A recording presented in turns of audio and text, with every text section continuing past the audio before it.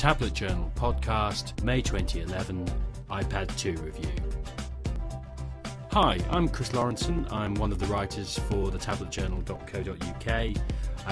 We're just putting together these new series of podcasts to accompany all the other reviews and news that we're putting on the new website. We're actually kicking off with something which almost seems kind of pretty traditional now within just a year. It's a review of the iPad 2.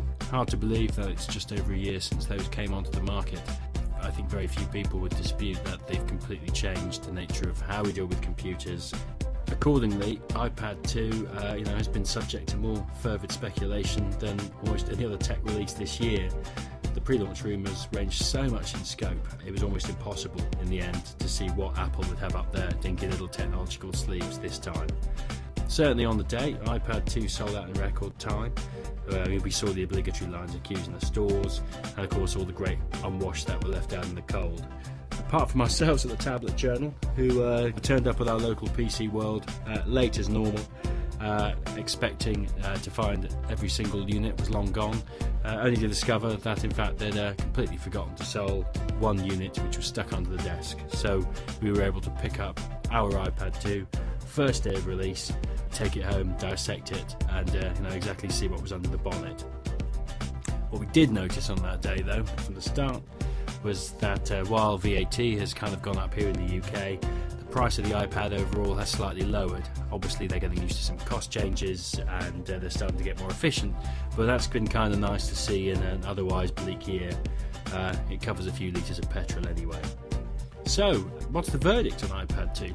I think even a pretty cursory inspection would show anybody that iPad 2 is evolution and not revolution. Those waiting for one of Apple's trademark rabbit out of the hat moments may be mildly disappointed, because on the surface iPad 2 delivers almost exactly what everybody expected. Front and rear facing cameras, faster processor, some design refinements and a few new apps. The only real disappointment for people is probably that the iPad doesn't sport the same stunning Retina display that the iPhone does. It's still a good display, but up against things like the Motorola Zoom, slightly less resolution, so that's definitely something, if Apple aren't working on it, then they should be. So what's the first impression of the iPad 2 to look at? Well, it's identical to the original, bar these new white versions which have come out, which to be honest make a nice contrast to all the glut of identical black tablets that trailed along in the original iPad's wake. Where you do notice the difference though is when you pick it up. iPad 2 is lighter to hold, it's thinner to hold, and these ergonomics and weight reductions actually give it a much more tactile feel. The unit's got more integrity and it feels just a slightly more cohesive to when you're just sort of passing it around. So the feel is all with this, and you'll be surprised by the difference it kind of makes. Where the weight comes in quite useful also is that it's just easier to hold for prolonged periods, even though, and we'll talk about this in a bit, Apple have come up with some new changes to how you can sort of view the pad and some gadgets which will help that out. It's just nicer to have a slightly lighter unit. It's a surprise what difference that makes. Switch it on and let's be honest, there's no change. The Apple interface is tried and tested, everybody knows how to use it, it's still one of the leading user experiences out there. But for some previous Apple users, this over familiarity might be a little bit of a disappointment. Who knows, there might be a refresh down the line, but I guess Apple are working along the maxim of that if it ain't broken, don't fix it. Where the real benefits seem to be coming in, however, are from the much vaunted new A5 chip. While a lot of these improvements are subtle, the user experience is definitely faster and more streamlined. Apple's load faster and smoothly, there seem to be less freeze points, and graphics scrolling is mostly seamless. Games in particular benefit, although Road Racer 2 stubbornly crashed for us where it should have soared, but you do see the benefit in some of the HD games, even with something probably as simplistic as Angry Birds. The HD versions have depth, the colours are warm and the scrolling is excellent. Alongside that, the sound quality from the built-in speaker is still excellent.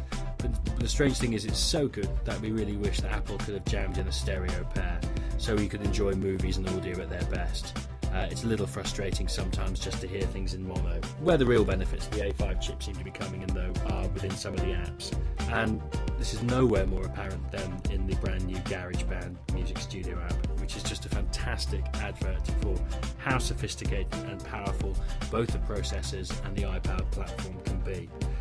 For those not familiar, it's Apple's proprietary music sequencing system, and what they've to be able to do is manage to put a iPad version in, cut down from the original, but is able to hold a whole host of samplers, virtual instruments, and programming tools, which actually make it a quite incredible notepad for musicians. But the hands-on nature of the iPad means it can perform and is able to do stuff which would have cost you maybe thousands of pounds 10, 15 years ago.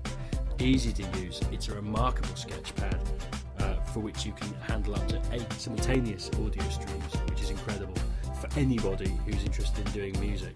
Not only is that a hugely impressive achievement for Apple, but at $299 it delivers the kind of home studio experience that had cost thousands of pounds more than a decade ago. For some people, myself included, it's worth the price of iPad 2 alone. For other improvements, the benefits are actually more pedestrian. The camera is serviceable, but it's not going to do you many favours indoors or in poor light conditions, where the picture actually is pretty grainy. Photo-approved application, which offers 9 instant processing effects, is 5 minutes of gimmicky fun, but it seems to have been put in there to show off new gigahertz processing power. Apple's FaceTime video call system works fine, but as usual is heavily dependent on connection speeds, and of course other people using FaceTime. The only other big innovation to iPad 2 is their much vaunted magnetic cover, which, although simple, highlights Apple's ability to think outside the competitors. The cover, which is available in a variety of colours and textures, including leather and suede, and of course isn't cheap at prices starting at £35, is a smart little accessory which clasps magnetically to the front of the iPad and rolls up into a handy and stable stand. Simple but brilliant, it does solve the problems of being able to stand your iPad up to watch movies or listen to music at an instant. What it doesn't do, however, is protect the whole of the iPad. So if you want to avoid damage to the back of the case, you've still got to buy a case. And it's little wonder to see third-party accessory makers are streaming in to actually build something which does both jobs. So what's our overall verdict? Well, it's steady as she goes for Apple at the moment. iPad 2 is a calculated refinement of the original, which should bring millions of new iPad users on board, but maybe not enough to tempt original iPad users to trade in just yet. In reality, it's hard to imagine that Apple would have played it in the other way. With the original iPad having spectacularly redefined the market it did, it was probably pretty unlikely that Apple were going to reinvent the wheel. iPad 2, fine for now, but with the competition really starting to hot up, Apple had better get their magician's hat out again soon, because the next time they unveil an iPad, it's going to have to be another one of those jaw-dropping moments.